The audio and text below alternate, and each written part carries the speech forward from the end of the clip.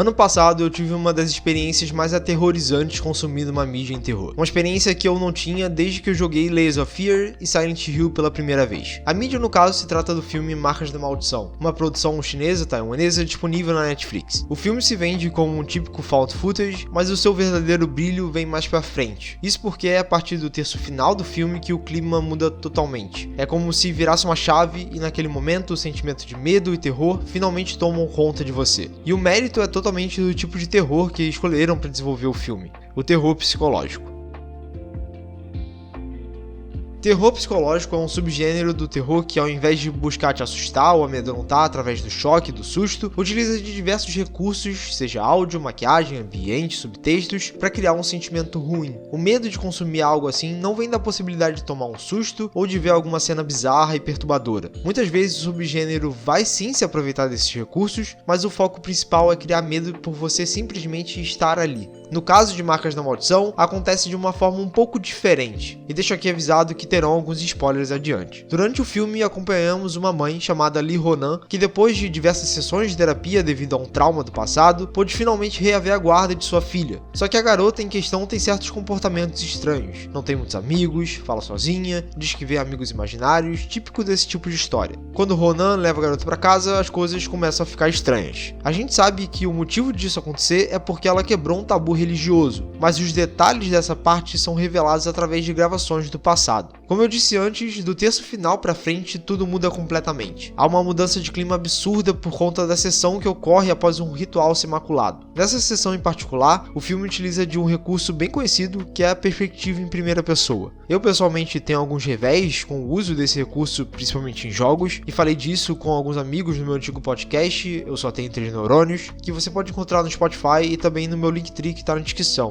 Porém, na cena em questão eu precisei morder a língua, já que esse recurso foi extremamente necessário para criar atenção. Mas antes de falar mais da cena, acho que preciso dar um pouco de contexto. Durante grande parte do filme há muito suspense, mas não terror propriamente dito. Ocorrem diversas cenas típicas do found footage, só que nada muito assustador ou que te deixe desconfortável. E essa característica é um grande trunfo para a virada mais adiante. O clima de suspense se estende o suficiente para que quem esteja assistindo se acostume com aquilo e acredite que esse será o tom até o fim, tornando então o impacto do momento que o ritual dá errado tão grande. E retornando da tal parte, todo esse segmento é extremamente frenético se comparado aos momentos anteriores. Os personagens começam a correr desesperados, deixando a câmera tremida e borrada, permitindo diversos momentos onde temos uma virada de câmera e nos deparamos com uma cena perturbadora. As pessoas do templo onde o ritual ocorre e o próprio grupo que atrapalhou tudo começam a sofrer com as consequências daquilo. Se antes tudo parecia calmo, desse momento pra frente um sentimento inquietante começa a tomar conta. Quando a cena, que é uma das gravações que ocorreu no passado, acaba, o tom do filme se transforma completamente. É uma tensão constante, as cenas ficam mais escuras, o grotesco começa a ser mais utilizado, a trilha sonora carrega essa tensão também. E como você já tinha se permitido entrar no filme quando ainda estava tudo tranquilo, agora que está tudo ruindo e perturbador, você começa a ser sugado totalmente por essa atmosfera, de tão imerso que você se permitiu ficar durante. E essa é a melhor característica do terror psicológico pra mim. A imersão desse subgênero é talvez o ponto mais importante. Sem ela não vai existir o medo. Para funcionar é preciso que a história ali contada entre na sua mente, e se tem alguma história que consegue fazer isso, são os 4 primeiros jogos de Silent Hill. Eu não joguei Silent Hill 3 e o 4, embora eu conheça muito bem a história, mas o 1 e o 2 eu joguei bastante, então serão esses o que eu usarei como base. Muito da originalidade do Silent Hill se dá pelo seu clima. A experiência de terror quando se joga vem muito mais da ambientação do que qualquer outra coisa, seja pelo ambiente vazio da cidade ou os corredores claustrofóbicos e cor de ferrugem do Otherworld, ambos contando com baixa visibilidade, que na época do primeiro jogo era apenas por questão de otimização, mas se tornou um elemento importante da franquia, ou então pela trilha sonora, a estática de rádio para dizer que tem um monstro perto, as músicas que mais parecem com sons de pessoas se debatendo, ou até mesmo o silêncio absoluto, onde apenas os passos do personagem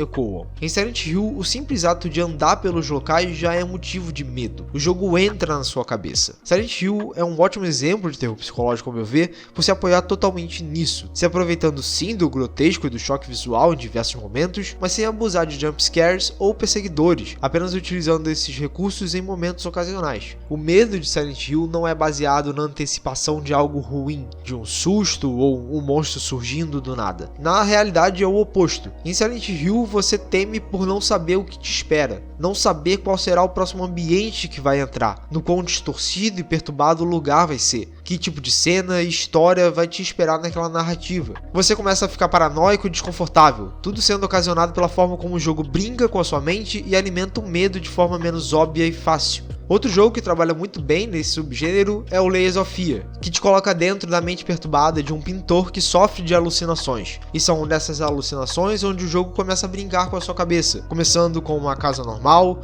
mas indo de pouco em pouco transformando todo o ambiente e levando você junto por conta da atmosfera construída. E mesmo não gostando nem um pouco de terror, ainda assim o terror psicológico me fascina muito por essa ideia de brincar com a cabeça de quem vê. Não existem sustos ou qualquer coisa que vai te levar de um estado de foco para um estado de alerta em segundos. A tensão e os sentimentos são construídos de forma gradual, tudo fruto da imersão naquela experiência. Ela te deixa preso, entra na sua cabeça e te deixa reflexivo e apreensivo mesmo depois de terminar de jogar, assistir ou ler. Talvez mais produções devessem explorar mais a origem dos medos e criar experiências realmente aterrorizantes ao invés de apenas dar susto e chocar. Óbvio que filmes e jogos que apostam nisso têm seu mérito e sua própria experiência, que é totalmente válida, mas ao mesmo tempo eu penso que há uma margem muito grande para explorar de forma mais artística mesmo o terror quando focamos mais no lado psicológico do gênero. Porém, eu entendo que essa minha visão é extremamente parcial. Eu não gosto do terror do susto e com toda certeza isso cria uma tendência de preferir obras que não se apoiam nessa prática. Ainda assim, eu admiro demais o terror psicológico e todo o material que consegue extrair o máximo dele. Então fica aqui minha recomendação de filme. Recomendo assistir à noite, com as luzes apagadas e uma boa pipoca. E para quem decidir se aventurar, só posso desejar uma boa noite e bons sonhos.